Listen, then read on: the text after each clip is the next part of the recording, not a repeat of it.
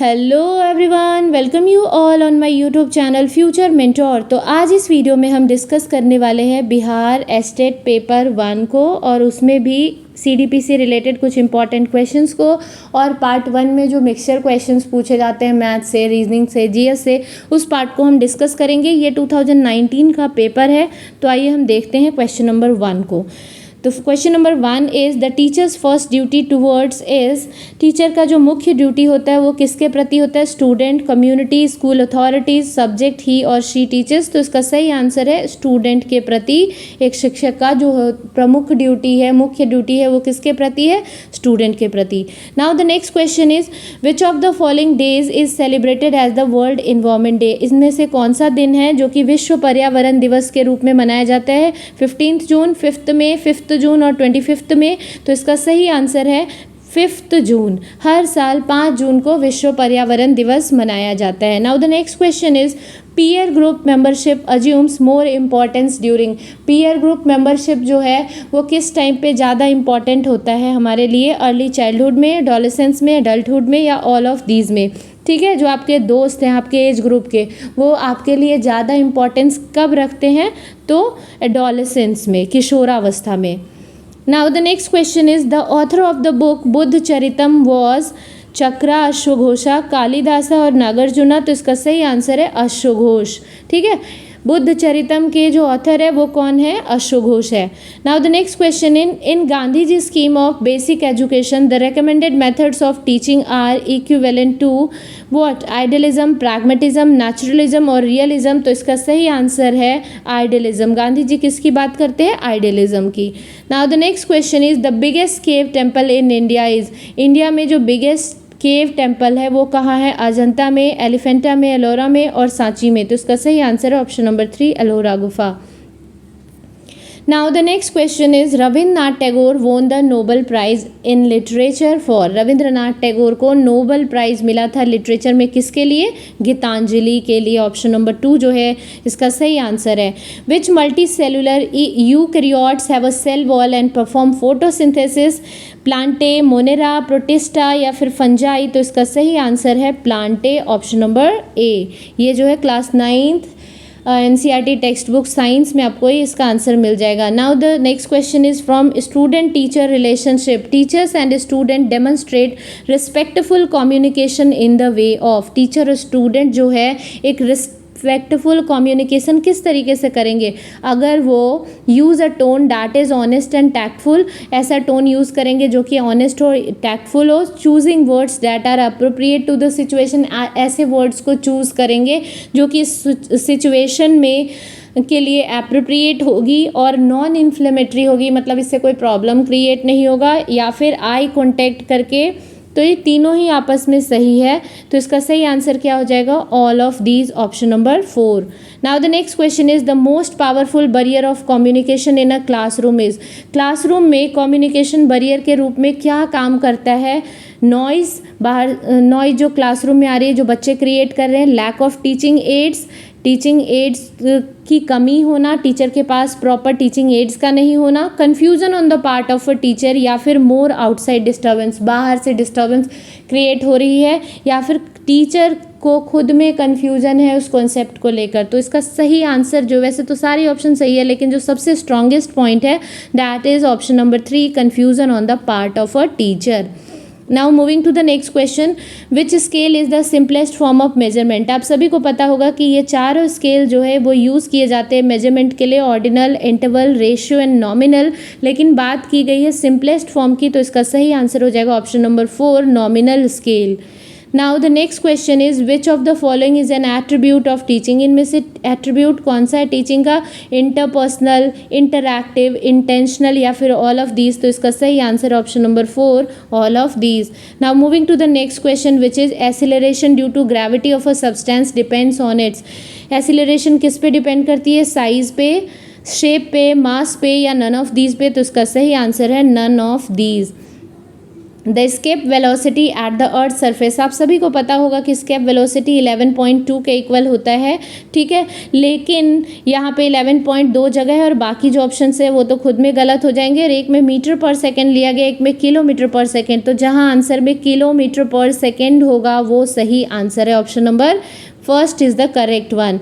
Which of the following is a vector quantity, इनमें से कौन सा वेक्टर क्वांटिटी है? तो वेक्टर क्वांटिटी ऐसी क्वांटिटी को हम कहते हैं जिसमें मैग्नीट्यूड और साथ में डायरेक्शन भी होता है, तो इसमें सही आंसर है एक्सीलरेशन, बाकी सारे क्या है? स्केलर क्वांटिटी है।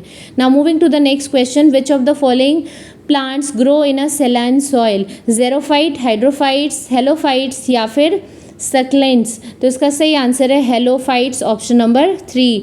Now moving to the next question, which of these is not a blood group? इनमें से कौन सा ब्लड ग्रुप नहीं है? तो आपको पता है कि ओ भी ब्लड ग्रुप है, ए भी है और ए भी होता है, लेकिन सी कोई ब्लड ग्रुप नहीं है, तो इसका सही आंसर क्या हो जाएगा? Option number 4।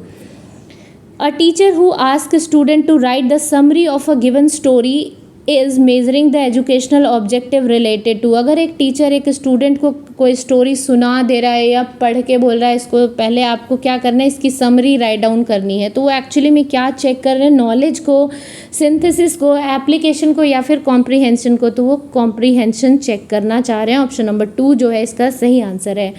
Valuing an objective of education under the, ठीक है, वैल्यूइंग वर्ड का यूज़ कर दिया गया। वैल्यूइंग किससे रिलेटेड होता है? हमारे इफेक्टिव डोमेन से, भावनात्मक कौशल से, है ना। Now the next one is the positive body image is strongly associated with. एक पॉजिटिव बॉडी इमेज किससे स्ट्रांगली एसोसिएट होती है? इंटेलिजेंस से, हाइट से, सेल्फ इस्टीम से या सेल्फ एक्चुअलाइजेशन से? तो सेल्फ इस्टीम से। इन दोनों में आप कंफ्यूज मत हो जाना, सेल्फ एक्चुअलाइजेशन इसका सही आंसर नहीं है, सेल्फ इस्टीम है। Who has emphasized the idea of education through productive work? तो इसे डायरेक्टली ऐसी ये लाइन याद कर लेनी है आपको। ये किसने कहा था? महात्मा गांधी ने। ऑप्शन नंबर 4 जो है इसका सही आंसर है।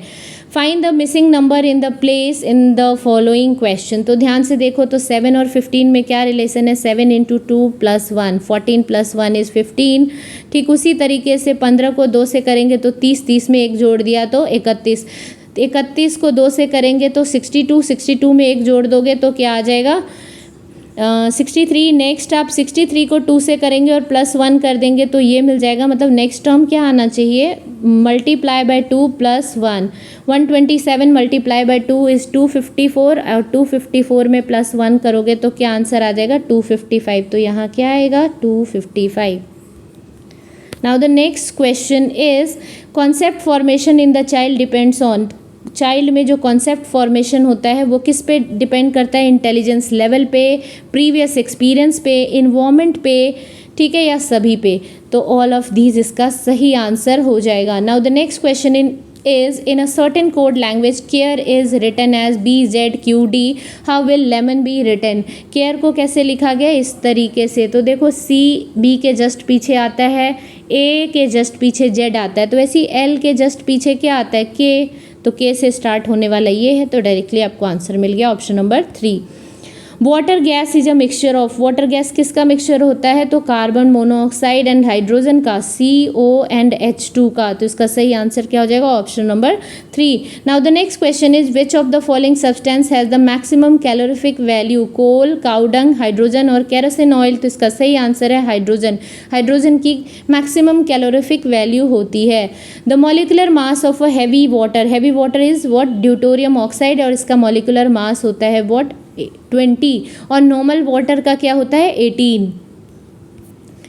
Student learn to the maximum extent by which method? Student सबसे ज़्यादा किस मेथड से किस मैक्सिमम एक्सटेंट तक कैसे जा सकता है? तो by doing themselves, by listening, by seeing और बाय रीडिंग। तो तीनों मेथड से पढ़ते हैं, लेकिन सबसे ज़्यादा ग्रास्प किससे करेंगे? जब वो खुद से करेंगे, बाय डूइंग देमसेल्फ। पूरी CDP में आपने एक ही वर्ड पढ़ा है, learning by doing is the best method, ठीक है ना। Now the next one is the distinguished feature of subjective and objective methods of evaluation is exactness, time involved, prejudices and impartiality। तो इसका सही आंसर है option number 3। Now the next one is, in a classroom the probability of message reception can be enhanced by.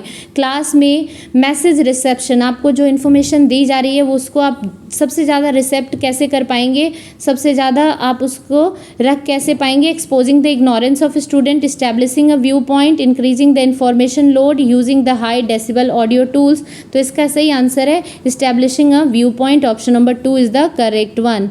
Now the next question is, minimum level of learning lay emphasis on. MLLS किस पे depend करता है, तो competency based learning पे. Now moving to the next question, which of the following methods has given a trial of fostering creativity among children. तो बच्चों में सबसे ज़्यादा creativity किससे आएगी, ब्रेन स्टॉर्मिंग से. Now this is the last question. Inclusive education is about, क्या है inclusive education, improving quality of education for all, making provision for education for all children, welcoming and celebrating diversity. Yes, तीनों ही point important है, तो इसका सही answer क्या हो जाएगा, all of the above. Fourth option जो है इसका सही आंसर है. ठीक है, okay. Now the next question is, the key to motivation in the classroom is. Classroom में मोटिवेशन के लिए सबसे इंपॉर्टेंट क्या है, टीचर्स की personality, emotional climate, interest inherent in the subject matter, या suitability of the curricular experience. तो सबसे ज़्यादा इंपॉर्टेंट है कि आपका सब्जेक्ट मैटर में कितना इंटरेस्ट है. ठीक है, तो इसका सही आंसर क्या हो जाएगा, option number 3. So this is all about the estate paper 1 जो कि 2019 में हुआ था. आई होप सो आप सभी को वीडियो पसंद आया होगा. अगर वीडियो पसंद आए तो प्लीज़ वीडियो को लाइक करें, चैनल को सब्सक्राइब करें और ज़्यादा से ज़्यादा लोगों के साथ वीडियो को शेयर करें, सो डैट मैक्सिमम लोगों को इस वीडियो के थ्रू बेनिफिट मिल पाए. Thanks for watching this video. Thank you all.